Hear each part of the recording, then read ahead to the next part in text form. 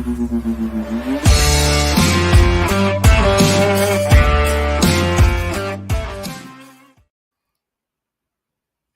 Blue Jay fans and baseball fans of baseball as an art form. I am your very feckless host, Steve Fek, streaming Blue Jays conversation and observations across the border from the On Fek Circle. We do that live Tuesday, 6 p.m. Eastern Time on Jays from the Couch social media and our YouTube channel. And it's always available for download as an audio podcast at Google, Apple, Spotify, iHeartRadio, everywhere finer podcasts can be found. You can find the On Fek Circle as well as the Jays from the Couch radio podcast and Karen Suter's Sunny Side of the Dome. Now, this misadventure is presented by JFTC and is a proud supporter of the JFtC versus ALS campaign. There are no days off for ALS patients and their families and friends. There's no load management for researchers and clinicians and doctors and nurses and the administrators at the ALS Society of Canada. So Jays from the Couch works alongside them every day to raise money and awareness needed to fight the ravages of ALS. So go to support.alsevents.ca/Jays from the Couch. That's support.alsevents.ca/Jays from the Couch. Make your secure, tax-deductible donation. We have a link on our website, JFromTheCouch.com, as well to do the same thing. Remember, no amount is too small. The money that Jays from the Couch and other supporters of ALS Society of Canada do, it might be transportation to and from appointments. It might be help with ramps in the home, wheelchairs. All sorts of things that you maybe might not think about. So every little bit is going to help. And of course, no amount is too large. Wink, wink. And for the more fashion conscious amongst us, the more merch mavens that might be out there, you can visit the Jays from the Couch Redbubble shop. The shirt that I'm wearing is available. Shirts for the Jays from the Couch radio podcast, for Sunny Side of the Dome, for the On Fek Circle. You can get phone cases and laptop cases and wall hangings and clocks. Basically, it's us giving you something that you can embrace, both as a Blue Jay fan and as a fan of Jays from the Couch. But most important of all, every purchase you make, 100%, that's all of it, 100% of the profits go directly to the ALS Society of Canada. So please do help us help the ALS Society of Canada and ALS patients and their families.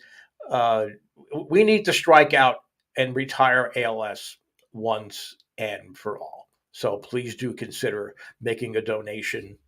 Anytime in the next 30 seconds would be great. Thanks again for joining us for another edition of the On Fek Circle. It's going to be a fun show. It's going to be kind of fast-paced. I really don't know how much time we're going to spend on each of the topics out there. Toward the end of the show, we're going to basically have a Fekless fortune cookie to see what fate might have in store for our Blue Jays over the next week or so. We're going to talk about Alek Manoah being sent down to the Dunedin complex, and we're going to talk about, I think, something really important that's outside of the box score. But I want to throw out some ceremonial first pitches first. Be sure to join the conversations with Jays from the Couch during every Blue Jays game live by joining our Blue Jays Talk for All Facebook page. We do have live in-game chats. And again, we have an assortment of people that are involved. Maybe people don't get in for every single game, but you can post on the page when there aren't games. And the conversation during the games is really fascinating. So we really encourage you to join that. And it's really about conversation. That's what we do here at Jays from the Couch. It's all about engaging people in Blue Jays Talk for All. So please do, if you're on Facebook, go ahead, put in Blue Jays Talk for All. Just hit join group. All we ask is that you try to be as respectful as you can. There are no wrong opinions. There are no right and wrong answers. It's just great Blue Jays talk for all. So please do enjoy the 2023 season with us at the Blue Jays Talk for All Facebook group. I have one other ceremonial first pitch, and I think it's rather ironic that it's a first pitch because of the Anthony Bass situation, him being DFA'd the day before he was scheduled to catch a ceremonial first pitch from an LGBTQ activist. I don't want to go into details. It's everybody has their own opinions about it. My concern is, and I have to make an admission, and it's an angry admission, is that I think for the first time since I became a dyed in the wool Blue Jays fan, once Carl Yastrzemski retired from the Red Sox. I mean, I started following them in '79, but really my heart went to the Blue Jays and never really wavered or tried to drift anywhere else. I'm embarrassed to be a Blue Jays fan because of the way the front office handled this. There were so I understand that the last thing they probably wanted was for Anthony Bass to share what he shared. There's a fine line that you have to walk when you're talking about a unionized group of players and everybody having their individual rights. I mean, there is a libertarianism involved in this situation, but you can't if you're gonna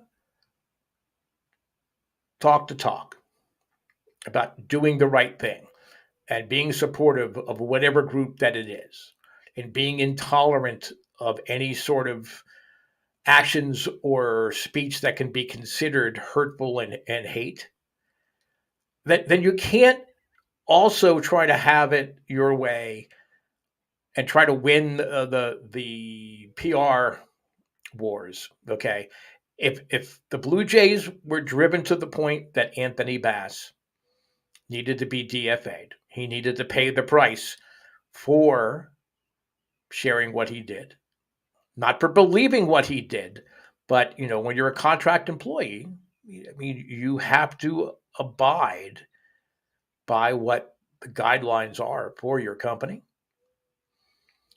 It was just a bad look, and there were four statements. It was the whole charade with having Anthony Bass try to repeat what Kevin Pillar had done years ago. There's a big difference. Kevin Pillar truly showed that he was sorry for what he did. And quite honestly, Kevin Pillar was directing it at one specific player, not a group of people, whereas Anthony Bass is more of a deep-held belief against the rights of other people. He has the right to talk about it and share this thing, but he wants to deny the rights for the people that choose the lifestyle that they are born into and that they're comfortable with. But so it's just a very bad look. And I'm very embarrassed for the first time ever to be a Blue Jay fan. This front office, these are the things that I have said all through my stay here with Jays from the Couch, both in writing, on the podcast, here on my show. This front office is very wishy-washy. So if you're going to walk the walk, don't reach for crutches and try to lean on those crutches before you do that. And one other thing, why didn't they just invite former Blue Jays pitcher TJ House to either throw or catch that ceremonial first pitch on the opening of Pride weekend?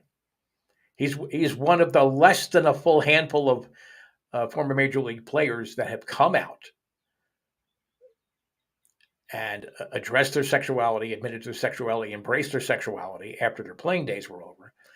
That would have been perfect. That is the positive step you could have taken, rather than trying to force someone that obviously was showing no contrition for what he did. That would have been a great sign. But again, that's as far as we want to go. Okay, as far as I'm concerned, Anthony Bass is no longer a Blue Jay. There's no need to talk about him on the On Fek Circle or at Jays from the Couch anymore. But shame on the front office. I don't want to anger anybody out there on either side of this discussion because you do deserve your rights. But I do want to piss off the front office. I hope this somehow gets into the hands of their PR department and everything because it was an embarrassment what they did. Let's take a look outside the box score. And it's not necessarily a specific statistic or a trend or a stat or a projection. It's situational. And I was truly, I say a lot of dopey things because when you get through the facade of the fancy background and the microphone, I'm a dope. So I'm going to say dopey things. But I was truly shocked at the amount of people on social media that on Saturday were immediately calling for Adam Simber to be DFA'd because he gave up a grand slam. I don't want to call you anybody a dope for saying that or putting it on Twitter or on Facebook or where you were expressing your opinions. I'll let you just look in the mirror and take a good hard look. You can decide for yourself whether that's dopey or not. But what John Schneider did in that situation, taking out a rookie pitcher in only his second major league appearance in the eighth inning of a close game with a team that in essence probably is going to be a playoff team, Minnesota Twins, and bringing on Adam Simber, a veteran reliever with a solid track record, both with the Jays and throughout his career up in pitching in those kind of situations. Everyone's pointing to, but Francis, he only had, 35 pitches and, it was only 2 2/3 innings and he was looking good. How can John Schneider do that? Well, when you're a manager, you need to take a look at the big picture, not just necessarily what's happening in a given situation with Bowden Francis. You are coming into a part of the lineup that potentially could do damage, which ultimately they did. And don't forget, Trevor Larnach took Francis deep for a solo home run. Marshall almost caught it, but almost doesn't count in baseball. Either you do or you don't. So it's not like Francis was, throwing perfect innings, 3 batters, 3 strikeouts on 9. That's not what was happening here. He had a great performance. But when you're looking at probabilities and looking at track records, what John Schneider did by bringing in Adam Simber was the right move. It was the logical move. Has Simber been as effective this year as he has in the past? He has not. That rhomboid injury is not something that's going to just heal 100%. He's going to have to deal with it. And without turning this into, Marcus Welby, MD type of a discussion, when you're a side armor or a submariner, if you're dropping down, even if you're going 3/4, that rhomboid muscle, which sort of connects from the shoulder blade, into the back, that's going to be used more often. The rhomboid muscles are there because it's a more natural way to throw down below the shoulder. That's what the rhomboid muscles were designed to do. Whoever designed it, you can decide whoever designed that, but that rhomboid muscle has a job to do. It's not going to heal 100%. So Adam Simber probably is not 100%, but still, he has been in that situation numerous times before. If I'm John Schneider, I bring in Adam Simber in that situation and I live with the results, just like Adam Simber mans up and lives with the results. I don't understand the outrage. It's when your team is struggling, and really the Blue Jays, I don't know that they're so much as struggling as they are not living up to our expectations. We talked about that a couple of shows ago with the WAF rating, the wins above Feckless, or it could be wins above whatever your name is, put it there. We all have expectations of what we think the Blue Jays should be doing, what players should be doing. So I think that plays into the immediate outrage. There is the dopiness factor. That's true. So you have to consider the source. But this was a baseball decision, and it was the right baseball decision. Carlos Correa could have hit a grand slam against anybody the Blue Jays brought in, including Jordan Romano. The fact is, there was a bunt single, okay, a little really soft, wimpy liner over Chapman's head for the second hit. A ball fell in front of an outfielder for the third hit to load the bases. So you could say, oh, Simber shouldn't have let those guys get on. Well, you could also say that bunt could have been fielded. Blue Jays weren't ready for it. Potentially, depending on positioning, Chapman may have been able to make that catch, but it was more of a lucky. They called it a line drive because of the trajectory, but it wasn't a line drive. And then balls fall in front of outfielders all the time.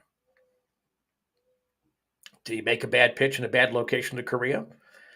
Yes. I don't know if it was a bad pitch. I mean, the location could have been better, but I think it was a pretty good pitch. Correa just got him. It happens. It's baseball. It happens. So I think you need to, when decisions don't go your way, I think you have to be less reactionary when the results are not good. This isn't the days of Charlie Montoya. It's not the days of organizational getting reports and you're doing exactly what the reports are telling you to do. I guarantee you in that situation, the front office reports probably didn't even want Francis to go 2 2/3. I think they would have maybe let him go after 2 innings or whatever. But still, I mean, John Schneider is his own man. Don Mattingly at his side, they're their own men. So people need to not live and die with every pitch, not live and die with every outcome. These things happen. That's why it's called the game. Okay, so let's try to look outside the box score sometime. And really, before we hit that send button, think, what would you have done in that situation? I personally would have brought in Adam Simber. I think that was the right decision. All right, let's talk about this week's Fekless Wonder. And as we all know, Alek Manoah was sent not to a minor league location, but to the Dunedin complex. They won't even start really playing meaningful games there until after the draft. So he is there to find himself, to reinvent himself. So I wonder what Alek Manoah is going to return to Toronto after this stay at the Dunedin complex. Personally, I would leave him there until August 31st. No matter how well he's pitching, leave him there to August 31st. Let's make sure that he's not living in his head anymore, that everything has been looked at, everything has been considered, and changes and success can be repeated before you bring him back up and throw him into a pennant race. Alek Manoah is a career talent, not just this year talent. And the Blue Jays have a track record of doing this with pitchers that made major contributions after returning from extended stays in the minor leagues. One I'm sure everybody knows is Roy Halladay. And I think Halladay is a good example of someone, a pitcher that really needed to get in touch, kind of clear his head, get in touch with his natural abilities and with some adjustments, turn the career around, put it back on a positive trajectory. The other guy we're going to talk about is Mark Eichhorn, and you might wonder why, but we'll get to that if we talk about Halladay. I don't want to spend too much time on the story of Halladay, but again, a, a, a, a guy that was dominant really his first two seasons in the system. Alek Manoah breezed through the Blue Jay system after being drafted out of West Virginia University. He came in, pitched 2 games in 1998, his first real appearance in the major leagues. Second start, 7 2/3, no hit baseball. 1999, good year. Numbers eerily similar to what Manoah put up last year. And he did have many dominant performances against division rivals and against the better teams. Alek Manoah. Okay. 2000, the wheels fell off. To this day, Roy Halladay's ERA of 10.64 over a minimum of 50 innings pitched is the highest in the history of baseball for a pitcher, starting pitcher, that pitched 50 innings or more. He needed to be fixed. He needed to be tweaked. Mel Queen, who ironically pitched more like the 2000 Roy Halladay in his career with the Reds and the Braves or whatever, but I mean, a terrific pitching instructor. He saw little things that could be adjusted. Most importantly, he had Halladay drop his arm angle from more of an over-the-top throw down to a 3/4 throw. You might see that in Kikuchi now, where he's not slinging it. It's more of a 3/4 repeatable delivery. I think that added that late action on his two-seam fastball, especially against left-handers, where it would look like he was going to hit it, then drift out over the plate at the last minute. So that adjustment completely reset Roy Halladay's career. We're going to see a different Alek Manoah delivery, whether it's the short and slide step, the quick step kind of motion, whether it's his arm angle, could be a combination of different things. I've been pointing out since the beginning, even during spring training, he was always complaining and stomping around the front of the mound about where he was landing. When that happens once, okay, maybe it's it needs some attention by the ground crew. When it's every start, every appearance, that should be telling the pitcher, I'm overstriking. I'm not landing in the position that I'm used to landing. I'm off balance. And these are all the things that Manoah's going to look at on tape. He's going to work with the minor league pitching instructor. I'm sure he's going to be in touch, with the front office, and Pete Walker. Are going to take a look at that. They're going to come up with a new way for Alek Manoah to pitch. I'm not saying Alek Manoah is going to be Roy Halladay. I think he has the talent and he has the arsenal to be as dominant as Roy Halladay was at his best. But, Roy Halladay had his demons, and we don't know what's going on with Alek Manoah, but he's lost confidence. Ideally, he can find confidence down there.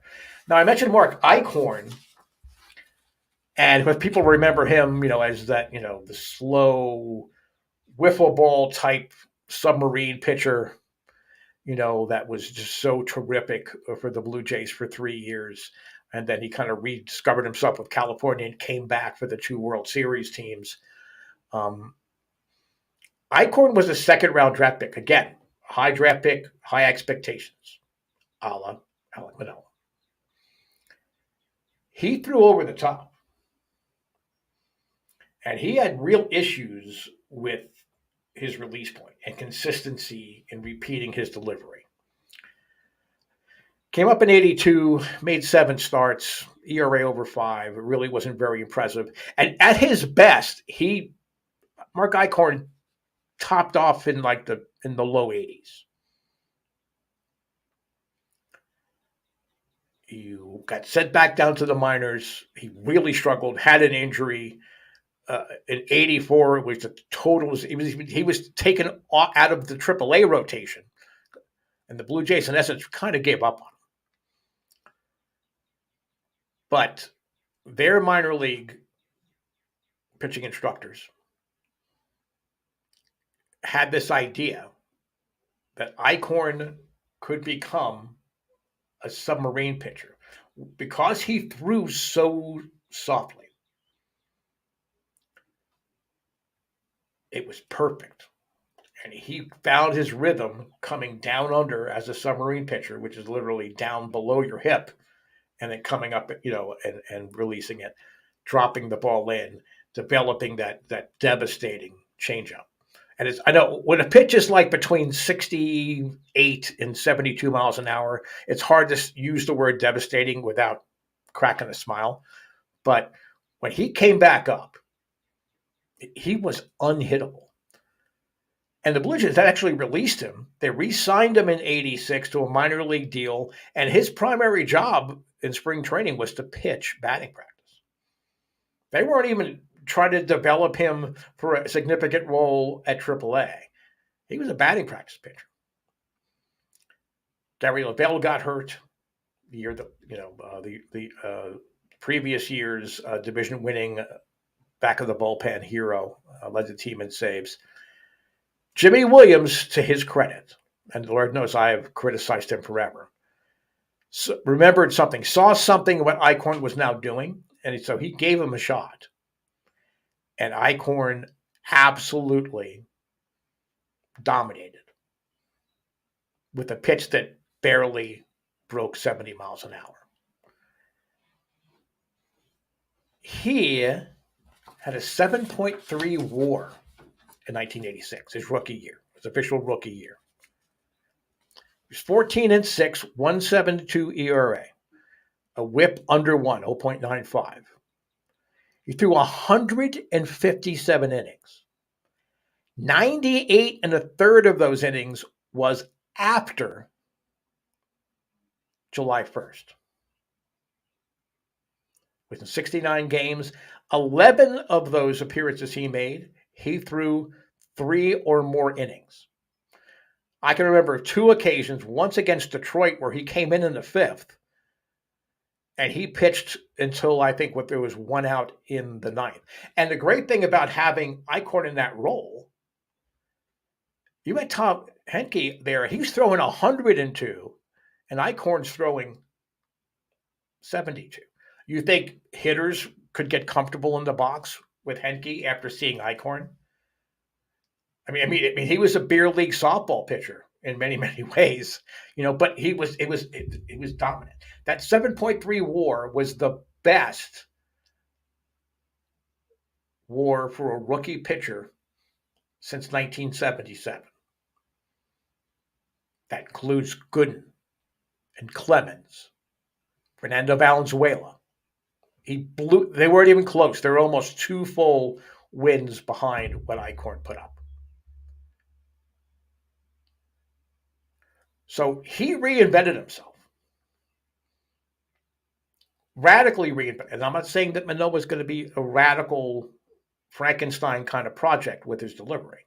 But even if they do that, the Blue Jays have shown that they have a track record of resurrecting a pitcher's career by making the proper adjustments. To a certain degree, we've seen that with Yusei Kikuchi this year. So as distressing as it might be to think of Alek Manoah in the minor leagues for the rest of this year, until the very earliest August 31st, because he's got to be on the roster August 31st in order to be eligible for the playoffs, assuming the Blue Jays are still going to be in the playoffs. Don't get so disheartened that, oh my God, it's over. I hate him. Why did we put our faith in him? Blue Jays have done it before. Alek Manoah, I've had the pleasure of being able to watch him since he was a freshman in college on a regular basis.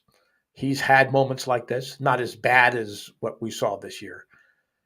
He has the drive, he has the heart, the courage to become a great pitcher. If he's willing to listen, make the adjustments, and capitalize on his talent. Before we head off, let's see a Fekless fortune cookie. What kind of fate might our Blue Jays be facing? Fortune cookies never let you down. Chinese food really should be used to solve all the world's problems. Hunger, war, Chinese food. And the fortune cookies can help lead to good discussions. Actions speak louder than talks. Alek Manoah's actions will speak louder than any doubts any of us have. Players that are struggling, Dalton Varsho's been getting a lot of crap. Whoever, if Bo, oh my God, if Bo's putting up a career year, oh, he should be only a DH. He shouldn't be in the field. All this ridiculousness because teams are not living up to our expectations. The actions will speak louder than the words and the talks. So I think this is a good sign that Alek Manoah could become the next Roy Halladay or the next Mark Eichhorn and have dominating, terrific performances for years to come for our Blue Jays. Thanks for tuning in. Don't forget, this week, Karen Suter is off. She's in Baltimore. She's rooting on the Blue Jays in Baltimore as we speak, as I record this. She'll be back next Thursday, 6 p.m. Eastern Time. Jason on the Couch radio podcast, hosted by our senior editor and founder, Shaun Doyle, is Monday, 6 p.m. Eastern Time. We came back after a little bit of a hiatus. It was fun to be back, and we're going to just keep bringing you Blue Jays talk for all there. I'm the Fekless Wonder, Steve Fek, the madman across the border. I'll see you again next Tuesday.